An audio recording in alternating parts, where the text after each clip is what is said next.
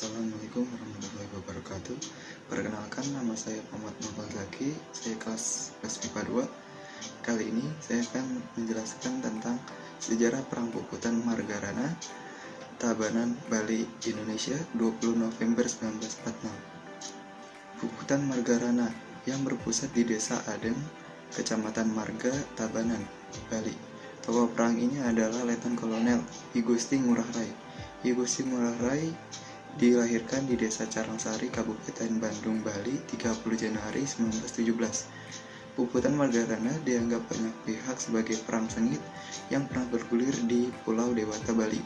Terhadap beberapa versi yang melatar belakangi meledaknya Puputan Margarana.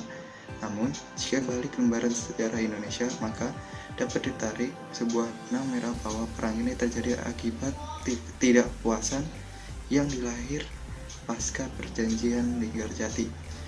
Perundingan itu terjadi pada 10 November 1945 antara Belanda dan pemerintah Indonesia. Latar belakang Perang Puputan Margarana. Latar belakang munculnya Puputan Margarana sendiri bermula dari perundingan Linggarjati. Pada tanggal 10 November 1946, Belanda melakukan perundingan Linggarjati dengan pemerintah Indonesia. Dijelaskan bahwa salah satu isi dari perundingan Linggarjati adalah Belanda mengakui secara de facto Republik Indonesia dengan wilayah kekuasaan yang meliputi Sumatera, Jawa, dan Madura.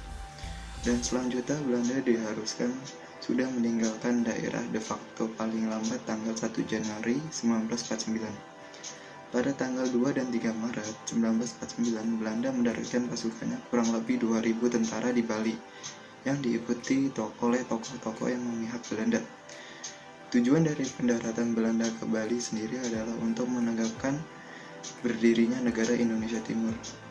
Pada waktu itu, Letnan Kolonel I Gusti Ngurah Rai yang menjabat sebagai komandan Resimen Nusa Tenggara sedang pergi ke Yogyakarta untuk mengadakan konsultasi dengan markas tertinggi TRI, sehingga dia tidak mengetahui tentang pendaratan Belanda tersebut.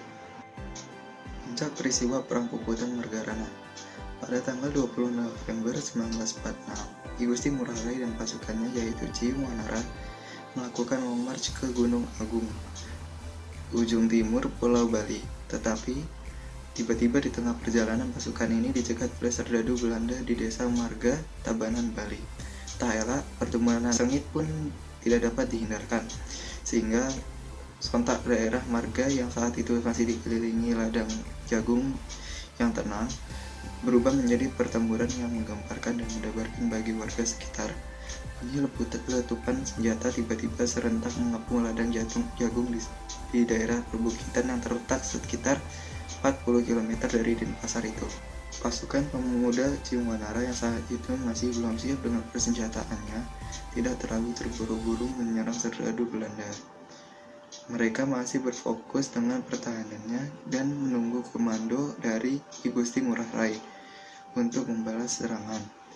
Begitu tembakan tandem menyerang diletuskan, puluhan pemuda menyeruak dari ladang jagung dan membalas sergapan tentara Nika bentukan dari Belanda. Dengan senjata rampasan, akhirnya Cium Wanara berhasil memukul mundur serdadu Belanda. Namun ternyata pertempuran belum usai.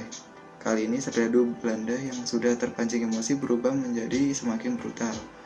Kali ini bukan hanya letusan senjata, namun Nika menggemburkan pasukan muda I Gusti Ngurah Rai ini dengan bom dari pesawat udara. Hamparan sawah dan ladang jagung yang subur itu kini menjadi ladang pembantaian penuh asap dan darah. Perang sampai habis atau puputan inilah yang kemudian mengakhiri hidup I Gusti Ngurah Rai. Peristiwa inilah yang kemudian dicatat sebagai peristiwa Puputan Margarana. Malam itu pada 20 November 1946 di Marga adalah sejarah penting tonggak perjuangan rakyat di Indonesia melawan kolonial Belanda demi Nusa Tenggara, nusa dan bangsa. Sekian dari saya, mohon maaf jika ada salah-salah kata. Wabillahi taufiq wal hidayah. Wassalamualaikum warahmatullahi wabarakatuh.